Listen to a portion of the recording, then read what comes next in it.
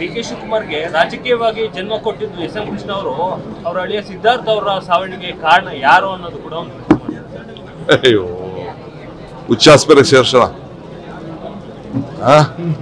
ಉಚ್ಚಾಸ್ಪತ್ರೆಗೆ ಕುಮಾರಸ್ವಾಮಿಗೆ mental ಹಾಸ್ಪಿಟ್ಲಿಗೆ ಸೇರ್ಸೋಣ. ಅವ್ರ ತಂದೆ ಮೇಲೆ 85ರಲ್ಲಿ ಅಸೆಂಬ್ಲಿಗೆ ನಿಂತಿದ್ದೀನಿ ನಾನು. ಬಂಗಾರಪ್ಪನವ್ರ ಸಂಪುಟದಲ್ಲಿ ಮಂತ್ರಿಯಾಗಿದ್ದೀನಿ ನಾನು. ನಂದು ಎಸ್.ಎಂ. ಕೃಷ್ಣನ್ ಸಂಬಂಧ ಏನು ಅಂತ ಅವನಿಗೇನು ಗೊತ್ತಿದೆ? ಒಬ್ಬ ಏನೋ ಮೆಂಟ್ಲಾಗಿದ್ದಾರೆ, ಒಂದು ಹಾಸ್ಪಿಟ್ಲಿಗೆ ಎನ್ಕ್ವೈರಿ ಮಾಡ್ಸೋಕ್ಕೆ ಸ್ವಲ್ಪ ಅವರ ಪಾರ್ಟಿಯವ್ರಿಗೋ ಅವ್ರ ಲೀಡರ್ಗಳಿಗೋ ಯಾರು ಹಿತೈಷಿಗಳು ಯಾರು ಇದ್ರೆ ಹೇಳೋಣ.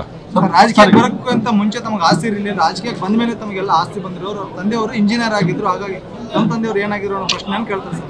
ಅಯ್ಯೋ ನಾವು ಹೊಲ ಉಳ್ಕೊಂಡಿದ್ದವಪ್ಪ, ಬಡವ್ರು ನಾವು. ಒಂದು ಸುಮ್ಮನೆ ಸಣ್ಣ ಪಣ್ಣ ಒಂದು 50-100 ಎಕರೆ ಜಮೀನಿತ್ತು, ಬಡವ್ರು ನಮ್ಮಪ್ಪ. ಒಂದು ತಿಳ್ಕೊಳ್ಳಿ, LPS ಸ್ಕೂಲಲ್ಲಿ ಓದೋನು ನಾನು, ಬೆಂಗಳೂರಲ್ಲಿ ವಿದ್ಯಾಭ್ಯಾಸ ಮಾಡಿದವನು.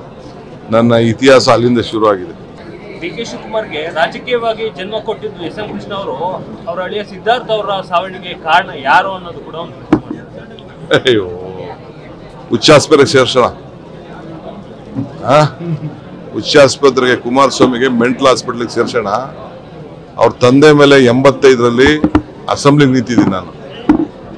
ಬಂಗಾರಪ್ಪನವ್ರ ಸಂಪುಟದಲ್ಲಿ ಮಂತ್ರಿಯಾಗಿದ್ದೀನಿ ನಾನು.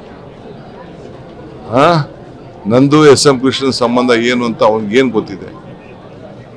ಒಬ್ಬ ಏನೋ ಮೆಂಟ್ಲಾಗಿದ್ದಾರೆ, ಒಂದು ಹಾಸ್ಪಿಟ್ಲಿಗೆ ಎನ್ಕ್ವೈರಿ ಮಾಡ್ಸೋಕ್ಕೆ ಸ್ವಲ್ಪ ಅವರ ಪಾರ್ಟಿಯವ್ರಿಗೋ ಅವ್ರ ಲೀಡರ್ಗಳಿಗೋ ಯಾರು ಹಿತೈಷಿಗಳು ಯಾರು ಇದ್ರೆ ಹೇಳೋಣ.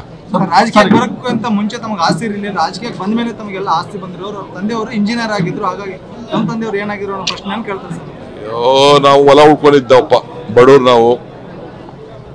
ಒಂದು ಸುಮ್ಮನೆ ಸಣ್ಣ ಪಣ್ಣ ಒಂದು 50-100 ಎಕರೆ ಜಮೀನಿತ್ತು, ಬಡವ್ರು ನಮ್ಮಪ್ಪ. ಒಂದು ತಿಳ್ಕೊಳ್ಳಿ, LPS ಸ್ಕೂಲಲ್ಲಿ ಓದೋನು ನಾನು, ಬೆಂಗಳೂರಲ್ಲಿ ವಿದ್ಯಾಭ್ಯಾಸ ಮಾಡಿದವನು. ನನ್ನ ಇತಿಹಾಸ ಅಲ್ಲಿಂದ ಶುರು ಆಗಿದೆ.